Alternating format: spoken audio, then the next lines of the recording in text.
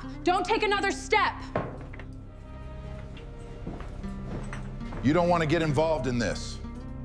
The scarred mountain man, Caleb Thorne, had lived alone for 7 years on a windswept ridge where even the pines seemed to bend away from him in fear. His face was a map of pain, with 3 deep furrows running from brow to jawline where a grizzly had tried to claim his life one terrible autumn evening. He rarely visited the settlement of Silver Creek, knowing that mothers pulled their children close when his shadow fell across the dusty street. But one sharp spring morning, with his heart full of a loneliness too heavy to bear, Caleb rode to town carrying a pouch of gold coins earned from furs and cattle. He had heard that the unscrupulous saloon owner, Barker, was holding a young woman as an indentured servant over a trumped-up debt, and he intended to buy her freedom. Now, before you witness the moment that froze an entire saloon, make sure to smash that subscribe button and ring the bell so you never miss a Western tale that touches the soul. The woman, Alara, stood in the corner of the saloon's back room, her wrists thin as bird bones, and her eyes held the hollow emptiness of someone who had forgotten how to hope. She hadn't spoken a single word since the night her parents were taken by the fever, and a cruel world had told her silence was the only safe place left to her.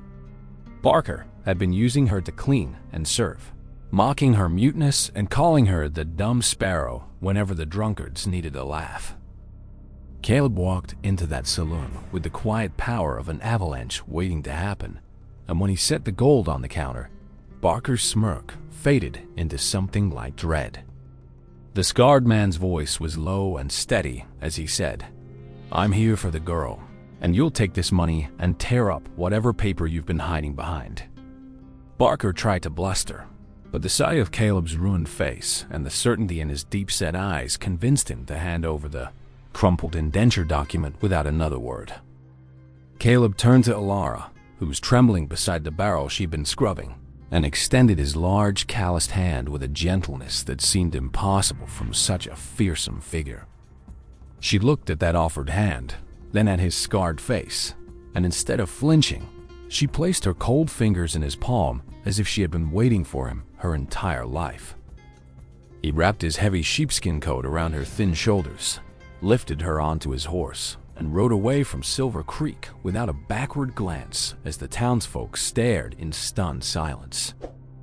The journey up the mountain was long and silent, but every time the trail grew steep, Caleb would steady her with a careful hand, and she would hum softly in response. When they finally reached his cabin, a sturdy log structure with smoke curling from the chimney and a porch that overlooked a meadow of wildflowers, Alara's eyes glistened with tears she didn't shed. Caleb showed her the bed, the hearth, and the small room he had prepared with a washstand and a looking-glass, gesturing with awkward kindness and stuttering explanations about her privacy. He gave her a slate and a piece of chalk, and that night she wrote her first message to him. "I am not deaf, but I have not spoken since my parents died, and I fear my voice has died with them." Caleb read her words slowly, then wrote back in clumsy letters, "You are safe here, and you never have to speak a word unless you choose to, for the rest of your days." Over the weeks that followed, the cabin became a haven of quiet understanding, where the crackle of the fire and the scratch of chalk on slate replaced the need for spoken conversation. Alara learned to cook his simple meals, and Caleb learned to interpret the subtle shifts of her expressions, knowing her happiness by the way she tilted her head when she listened to the birds.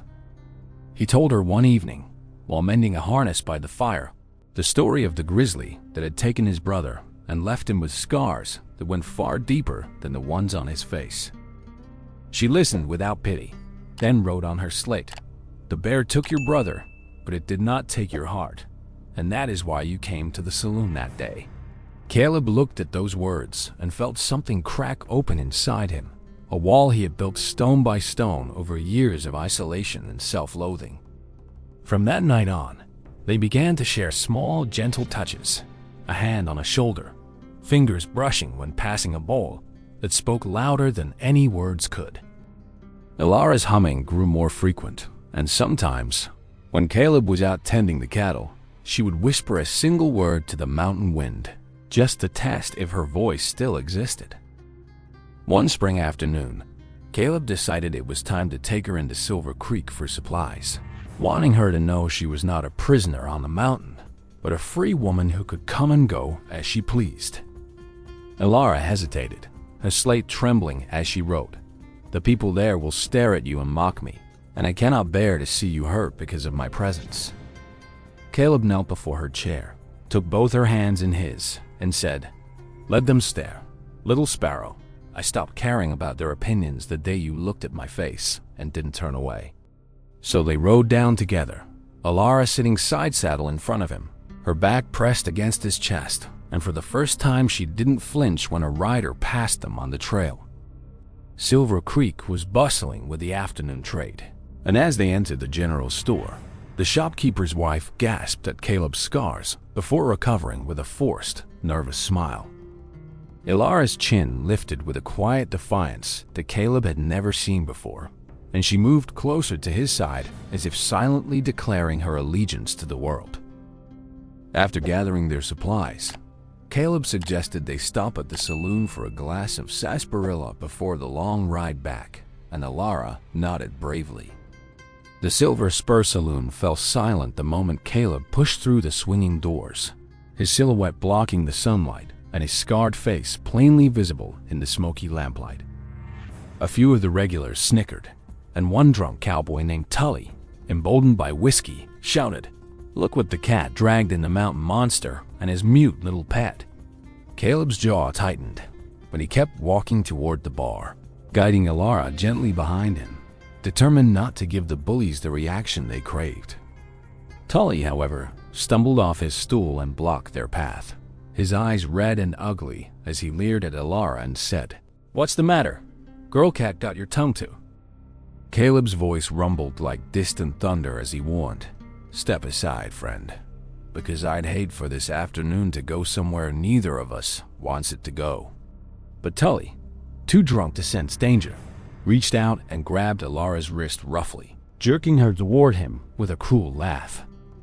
Something inside Elara snapped, not with fear, but with a fury that had been locked away since the night she watched her mother draw her last breath, and she opened her mouth. A voice, clear and strong as a church bell on a winter morning, rang through the saloon. "Unhand me, you coward, and never lay a finger on my husband again." The entire saloon froze as if a spell had been cast. The piano player's fingers hovered above the keys. Glasses stopped halfway to lips, and even the dust motes seemed to hang suspended in the air. Tully's grip loosened instantly, his face draining of color as he stared at the woman he had thought was mute, now speaking with a power that commanded the room. Caleb stood motionless, his heart pounding against his ribs, because those were the first words he had ever heard from the woman he had come to love beyond all reason. Elara turned to face the stunned crowd, her green eyes blazing, and continued, "I was silent because the world took everything from me, but this man gave it all back, and I will not be silent while you insult him." The bartender set down the glass he had been polishing, and even old Barker, who was lurking in the corner, seemed to shrink 2 sizes under the weight of her voice. Tully backed away, mumbling an apology that might have been the first sincere words to come out of his mouth in years, and he practically fled out the saloon's back door. The silence that followed was so deep, you could hear the creak of the wooden floorboards as Elara turned back to Caleb, her expression now soft and a little uncertain. Caleb took a shaky step toward her, his own eyes glistening, and he whispered, "Your voice is the most beautiful thing I have ever heard in all my days." She reached up and placed her palm against his scarred cheek, the same cheek that had made children scream, and said gently, "It was always here. I just needed you to help me find it." The saloon erupted not in laughter but in a smattering of genuine, heartfelt applause, and several miners and farmers stepped forward to clap Caleb on the shoulder with newfound respect.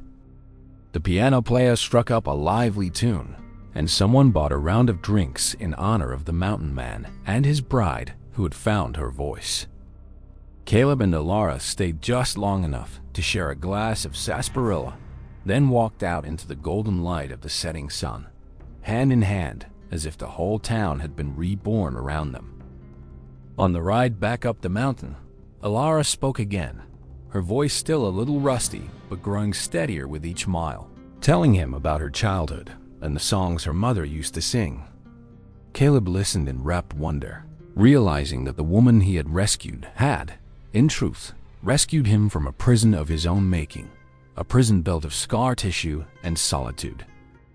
That night, as they sat on the porch watching the stars emerge one by one, Alara began to hum an old lullaby, then sang the words softly into the crisp mountain air. Caleb pulled her close, and for the first time since the bear attack, he felt not like a monster, but like a man who was whole and worthy of love.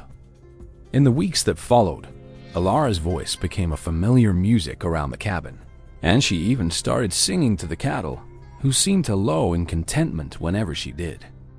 The story of the scarred mountain man and his mute bride who spoke in the saloon spread across the territory, and it changed the way people looked at both of them forever. When they next rode into Silver Creek, children no longer hid from Caleb's face, but asked him to lift them onto his horse, and mothers invited Alara to quilting bees and church socials. Alara discovered that she had a gift not just for singing but for telling stories, and she would often recount their tale to the young girls of the town, who listened with starry eyes. Caleb, for his part, found a new purpose in helping other misfits and outcasts, taking in orphan foals and injured wolves and nursing them back to health on his mountain. They built a new addition to the cabin, a sunlit room where Alara could sit and write the words she had been silent for so long, crafting poems that she read aloud to him at sunset. One evening, as they walked through the wildflower meadow, Caleb knelt down on both knees and asked Alara if she would marry him again, properly, in front of the whole town with a preacher and a proper ring. She laughed, a sound like water over smooth stones, and said yes before he could even finish, because she had already considered herself his wife from the moment he took her hand in that saloon. The wedding took place on the first day of summer, with the mountain meadow carpeted in lupin and paintbrush, and half of Silver Creek came up the trail to celebrate. Alara sang a song she had composed herself, a ballad about a scarred man who found a silent bird and taught her to sing again, and there wasn't a dry eye in the crowd. If this story of healing, courage, and the transformative power of love has stirred your heart, then you are part of the Western Tales official family, and we'd be honored if you'd subscribe and ride with us. Please share your thoughts in the comments below. Give this story a like if it touched you, and remember that sometimes the loudest words are the ones we find when someone believes in our silence.